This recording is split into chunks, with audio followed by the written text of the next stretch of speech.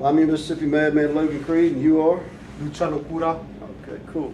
Welcome to Life in a Headlock. It's just a little interview segment I've been trying to get out there to help people get out. Sometimes they have Pepper Jack Dons do it. Today I'm doing it. So my first question is, what is your wrestling name? Which you just said, Lucha Locura. I know this is not your birth name, so where did you come up with the name? Well, over the years, you know, I just sat down and thought to myself, how can I be different? And you know, over the years, I put, like, a lot of the luchadors come up with their names through either an animal or a demon or something like that, or a dragon. And I just sat around trying to think of something, and I thought to myself, you know, my style is kind of different and a little bit crazy. And that's where Locura comes from. So, crazy wrestler. Gotcha. Well, you yourself, have you always been a wrestling fan? Since I was 3. So I've been watching it since, like, Mr. Perfect, Hulk Hogan, you know, when Shawn Michaels was, you know, the Rockers. So it's been a long time since I've been a wrestling fan. Well, let's see. Who taught you to wrestle and where was it at? I started off in Puerto Rico. May I ask when? That was in 2001. And I started my training through there. I was 18 at the time. And I didn't finish it there because I joined the military and I moved, and I started training through the NWA, where Terry Taylor at the time helped train me a little bit. And so from there I just moved on. Different people from the NWA started training me, and then Terry Taylor kind of took me in, and then I just progressed from there. As for the luchador style, I just started working Mexico a little bit, and so I started learning from the actual luchadors how to do lucha libre. Let me ask you something, because we was at a show. I'll flip around every once in a while. I want to go to the page, but we was at a show. You saw Ted DiBiase Jr. You said you had one of his first matches. Yeah. Did you go into that just a little bit? That was, I want to say that was somewhere in the Midwest. It was before he just got signed, and he was still teaming with his partner at the time. And it's funny because he recalled it and I recalled it, and he was like, wait, I do recognize you. And then we started talking from there, you know, things from like 2004, 2005, and, you know, it just brought back memories. But yeah, it was an NWA company. I don't remember the name of the company because it's been so long since I've been in that area. But, you know, it brought back memories, and same to him, and he just went on and on about old school stuff that we before we became a luchador. That's cool. Well, who inspired you to get into wrestling? Was it a wrestler, family member? What was it? Well, it wasn't a family member because I am the only wrestler in my family member. Gotcha. I did do high school wrestling, but pro wrestling, what inspired me the most would have to be, I would have to say, HBK. You know, I looked up to him when I was little. He was always my favorite, and then I kind of started watching Dean Malenko and Rey Mysterio, and like back in WCW. And then, I mean, I fell in love with the style, and that's kind of where I got a lot of my stuff from. All right, let's see. Well, tell me about your first match. My first match was a battle royal. It was back in the day. Your first match is typically a battle royal, and usually it's kind of a way of like introducing you, you know, into, and if you can last in that battle royal, you know, it's good hazing. It's not a bad hazing. Yeah. I did get chopped a lot. I want to say over 100 times. Congratulations. But that's the difference between back in the day and now. Yeah. Now it's different. Like, you know, I was a rookie for 5 years. I was green for 5 years.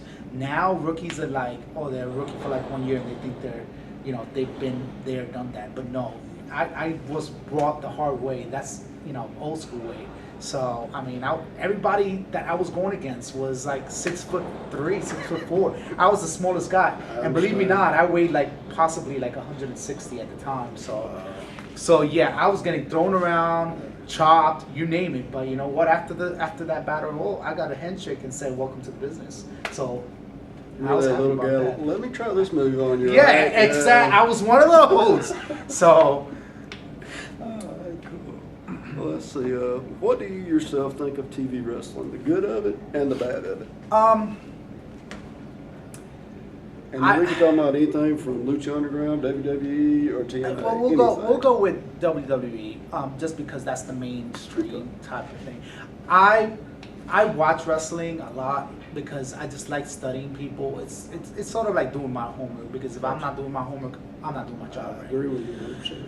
But you know, I think it's moving on to what it should be, because I see a lot of vets, and they, you know, and I'm a vet myself, but I see a lot of vets complain, oh, that's just too spotty, or that's just too much, or that, you know what? It's just like an old car, you know. It's old school.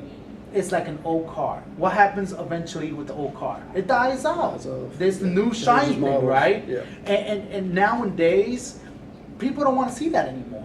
And that's why you look at WWE and you see all the little guys getting opportunities, and which is good, because I'm glad, because a lot of my friends are getting opportunities. I could get an opportunity, you know, and it gives us, because we are the workers, to be honest. The bigger guys, the old school guys, they're not, I mean, yes, they're workers, but we work harder. We have to work 10 times harder just to make something look good. And so for me, I'm glad it's moving on to this, you know, spotty, flippy, luchador kind of style, because that's what the people want to see. They want to see the acrobatic thing, you know. They want to see, because imagine two big monsters going at it. It's just so boring. To me, it's boring. This is why I do this kind of style. So I mean, I respect. Correct. Because I respect the old school. Too much monster. I respect the old school, but if you just have that constantly, people are gonna get bored. That's true. Especially nowadays, people can't even sit still for like 5 minutes. No, so.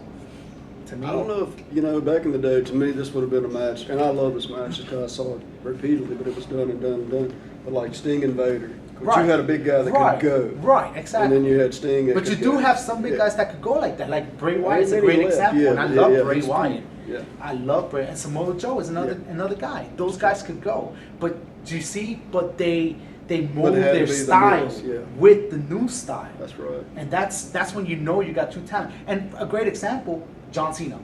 Look how he just recently he had a match with AJ Styles, and I mean, I've never seen John Cena go like that ever. I mean, he molded perfectly, and he's a great example. And I have a lot of respect for guys who do that. I give him a lot of credit. Well, let me ask you your opinion on something. Again, this isn't in my questions, but with the Cruiserweight Classic going, have you seen any of it at all? Yes. Okay. I have What friends is your opinion of that right now? Right now, my opinion, I think that's a great idea. It gives the opportunity for, you know, younger talent, guys who do my kind of style to get seen. At the same time, you've got a couple wrestlers in there that I've seen that should not even be there, but I see why they're there. I understand that they wanted to make it a worldwide kind of tournament, but I still feel that those spots for those guys that were horrible in that showcase should have been given to people who actually deserve it and could actually go, because they would have gotten a lot more. But there's been some great matches, like my friend Lince Dorado. I mean, he could go, and I'm glad he got that opportunity, because he now got to show the world exactly what he could do. And he's been on TV before, just like I. But this is a bigger stream, you know, bigger audience. That's awesome, dude.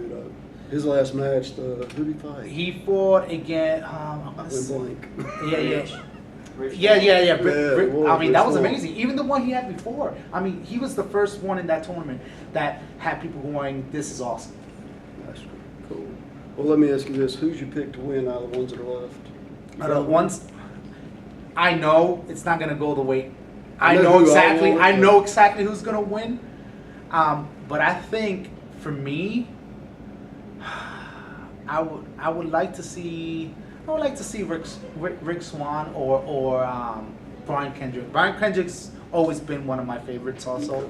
So I just like his style is different. He's real, like, demented, kind of weird. He's out style. So I mean, one of those two, even though I know that's not gonna happen. But, you know. Well, let's see. What style of wrestling do you like to watch? I got an idea, but is there?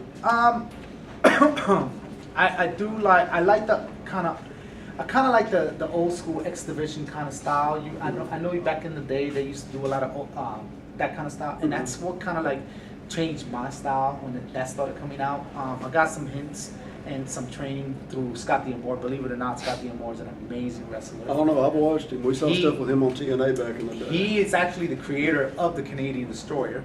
I've seen it.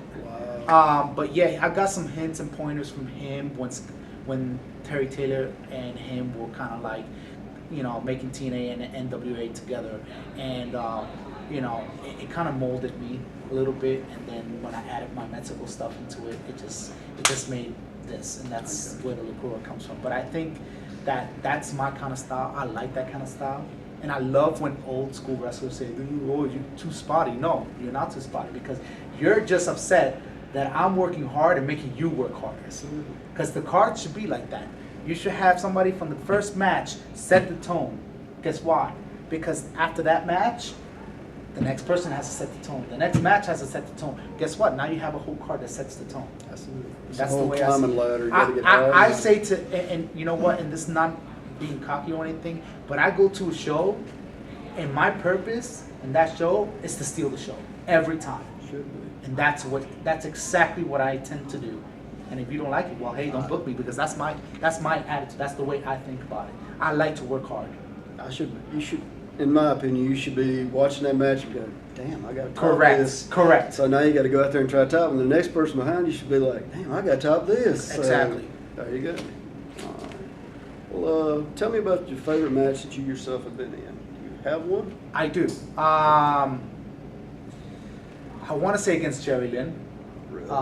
Jerry Lynn was probably one of my favorite matches, and recently I was in Dallas in a J Cup, and he was like the host for the J Cup tournament, and he remembered me. We were talking about the match too, but I want to say that was my introduction into the kind of style that I'm doing now.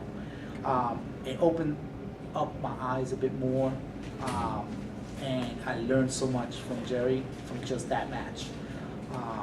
And ever since, I wanted that style, and I kept picking that style up, because before him, I was very old school. He's one of those guys, when I read he was going to retire, I was like, God. I know. And I talked to him about it the last show, about his retirement. And yeah, he's definitely done. No, he's the only one like I've ever been like, he's not coming back. No, he is not coming back. Yeah, he's told me he's not coming out. Like, not even once. No, he's done. All right, well, here's my last thing. It's, if you would like to thank anyone on a personal level from wrestling, who's been there for you the most? And if you'd like, here's your opportunity to thank. Who's been there for me the most? At the moment, I've always been a very to myself kind of guy. So, and I like to keep myself like that, because, you know, it keeps me as mystery.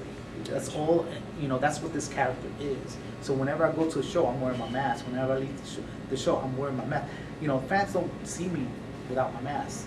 This is a tradition. I keep that tradition. But in regards to looking up to, I'm not very into looking up to somebody. Well, no, just like somebody's been there to help. To help me? No. Okay. No, not really. I want to say besides trainers, yeah. I mean, they teach you the basics. Yeah. Everything I got, I've done for myself. Okay. Everything I've done in the ring, I've done for myself. The man upstairs. I mean, the man upstairs, yes. But in regards to talent-wise and work-wise, everything I've done, and I worked hard, because I started down here. I started with a small little job. My gear wasn't all that great, and then I worked harder and harder just to progress, to get to the point where I could wow the fans with something that looks good. That's cool. Because it looks good. I love the new stuff.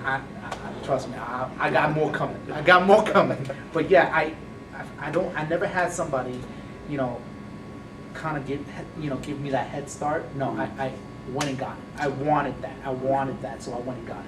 Cool. All right. Well, thank you for being on Life in the Headlock. Thank you. And I will try to get you back on a few more times. Gracias. Appreciate it, brother.